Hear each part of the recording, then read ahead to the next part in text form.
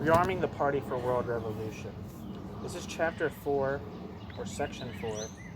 That's a short book, so I feel hesitant to call it these chapters, but I guess you could call them chapters. From State Capitalism and World Revolution by C.L.R. James, written in collaboration with Raya Dunayevskaya and Grace Lee Boggs. Here we go. The differences between the Third International and the Fourth must be seen first as profoundly antagonistic theories of sociology, of accumulation, of capitalist collapse, of planned economy, of what constitutes bureaucracy, of what constitutes the party, a totally different methodology which, in the end, amounts to the aims and methods of different classes. Johnson and Forest are confident that our theory presents such an opposition to Stalinism. We shall analyze and confront these two point by point. And each time we shall also show how inadequate is the theory of the Fourth International as an opposition to Stalinism. 1. A. Stalinist sociology rests on the theory that the conversion of private property into state property is the conversion of capitalism into socialism. B. The Fourth International must oppose to this that the basis of socialism is the emancipation of the proletariat from enslavement to capital, i.e. Soviet power, the state power in the hands of the proletariat in its own proletarian organizations. This and this alone constitutes socialism, a new society and a new state, or a transition to a new society. C. Trotsky denied absolutely that it was possible for private property to be concentrated into the hands of the state except by proletarian revolution. Trotsky put state property on the proletarian side of the barricades. On this proposition, Trotsky was wrong but not confused. Footnote. On this, Hansen and E.R. Frank have said all that is necessary and cannot be answered. They are striving to apply the doctrine they have been brought up on. That is why they are so wrong. End footnote. D. Today, however, on this simple but basic proposition, official Trotskyism shows a massive equivocation and confusion which grows every hour and from which it is impossible to extract any guiding line whatever. 2. A. The Stalinists claim today that the distinguishing characteristic of capitalism in contrast with socialism is anarchy of production due to individual appropriation based on private property. Therefore, according to the Stalinists, the fundamental economic crisis of capitalism is due to ineffective demand, the inability of markets to absorb production. State property abolishes these fundamental antagonisms of capitalism and thereby becomes a superior society which can plan. B. The Fourth International must show that the basic economic contradiction of capitalism is in production, the falling rate of profit. This a totally centralized capital cannot overcome. C. Trotsky obviously was familiar with this, the fundamental theoretical question of Marxian economics for 2 generations. Trotsky never committed himself to any theory of underconsumption, but Trotsky's whole conception of the superiority of planned economy was based on the law of value as anarchy, and the superiority of state property because it and it alone allowed society to plan. D. Today, the press of official Trotskyism is ridden with underconsumptionism.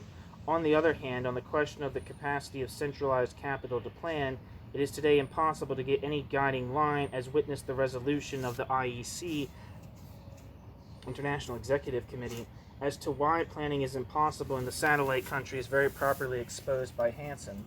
Germain does not know the difference between the falling rate of profit and the average rate of profit, and by a not at all accidental fatality, Germain follows Leontiev in writing average rate of profit where he should be writing falling rate.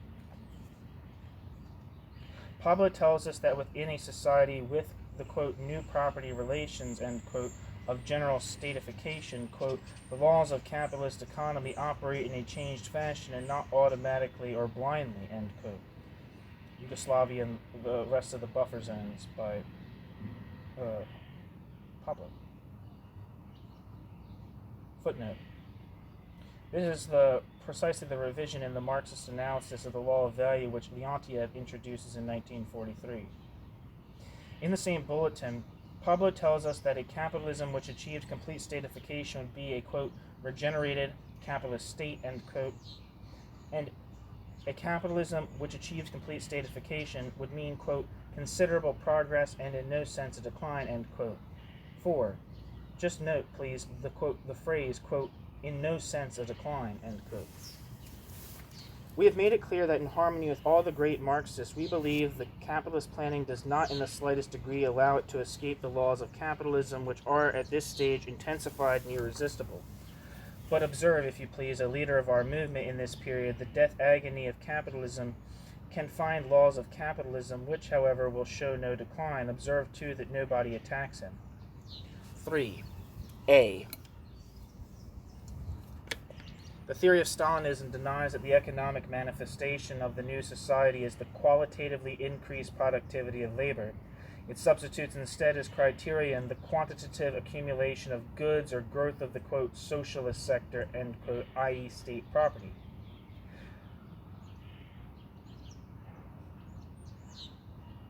The theory of Stalinism sees the problem of Stalinist production exclusively as a problem of relations between means of production and means of consumption, a relation which it claims to control.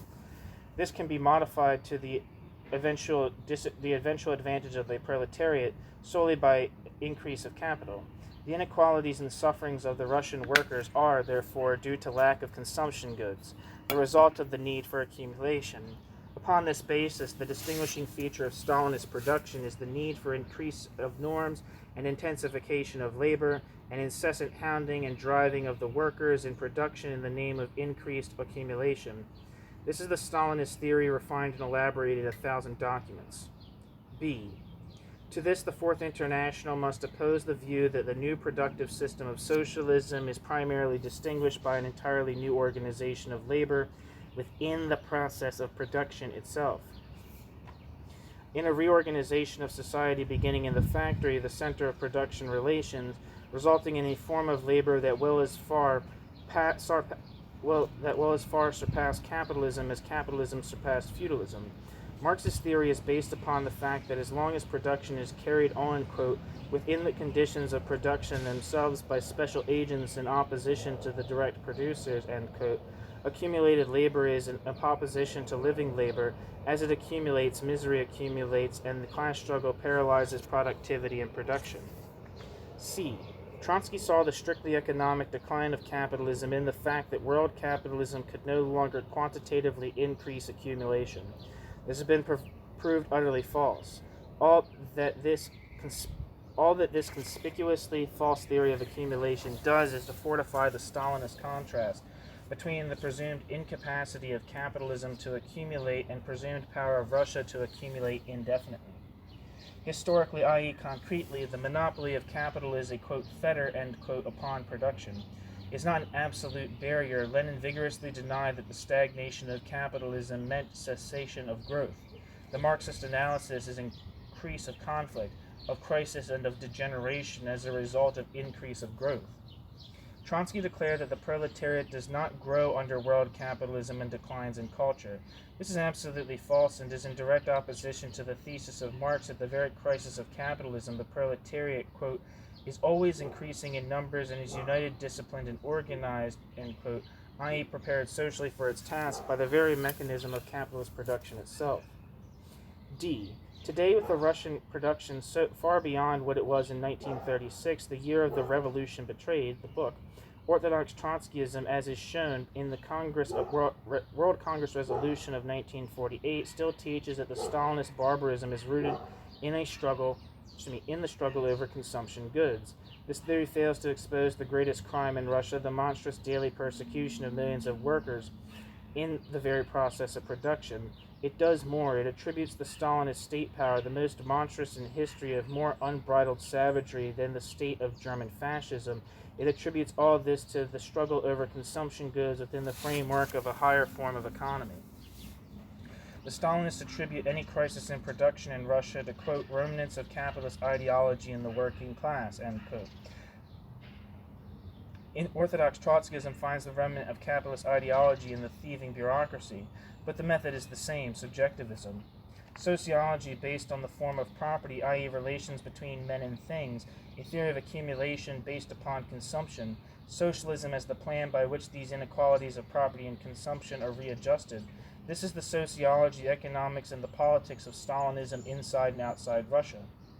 Sociology based on relations of production, that is to say, relations between people, a theory of accumulation based on production, socialism as the organization of a higher mode of labor, that is the theory of the international, capital I international, of world revolution must adopt.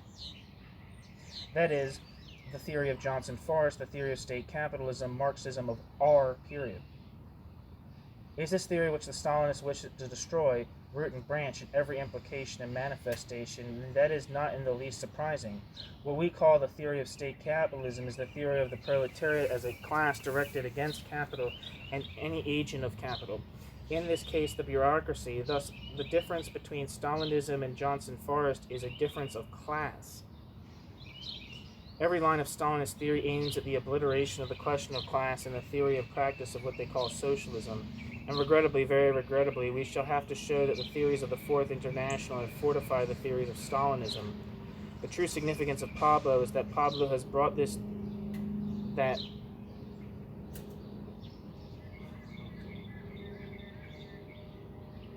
The true significance of Pablo is that he has brought this that was implicit in the theories of the Fourth International out into the open. Okay, that's the end of Chapter 4 of State Capitalism and World Revolution by C.L.R. James, written in collaboration with Raya Dunayevskaya and Grace Lee Boggs. The chapter is titled Rearming the Party for the World Revolution. The next section is titled The Class Struggle.